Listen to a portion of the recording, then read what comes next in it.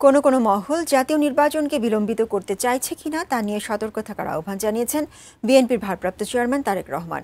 বর্তমান অন্তর্বর্তী সরকারের নির্বাচন করার সক্ষমতাকে কেউ প্রশ্নবিদ্ধ করছে, সেটাকেও হালকাভাবে দেখার সুযোগ নেই বলে মন্তব্য করেন তিনি। জুলাই আগস্ট গণঅভ্যুত্থান, শোক ও বিজয়ের বর্ষপূর্তি উপলক্ষে রাজধানীর ফার্মগেটে কৃষিবিদ ইনস্টিটিউট মিলনায়তনে বেসরকারি বিশ্ববিদ্যালয়, শিক্ষক শিক্ষার্থীদের অবদান ও শহীদদের স্মরণ সভা। এতে জুলাই আন্দোলনে অংশগ্রহণকারী এবং শহীদ পরিবারের সদস্যরা সেই সময়ের ভয়াবহতা তুলে ধরে বক্তব্য রাখেন।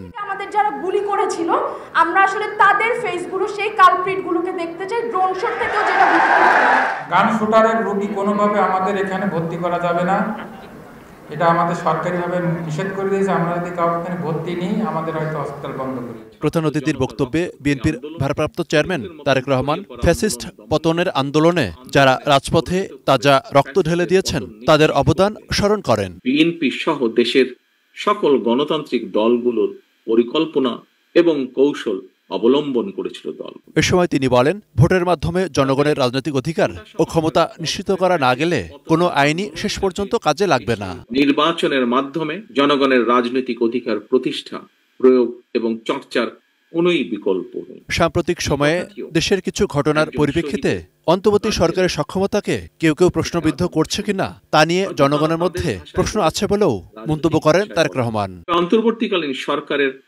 কোনো একটি অংশের সহায়তায় কেউ কি দেশে উদ্দেশ্যমূলক পরিস্থিতি তৈরি করতে চাইছে কি না, সোশ্যাল মিডিয়া সহ বিভিন্ন জায়গায় মানুষের কথা শুনলে বোঝা যায় এই বিষয়টিও জনমনে জিজ্ঞাসা রয়েছে।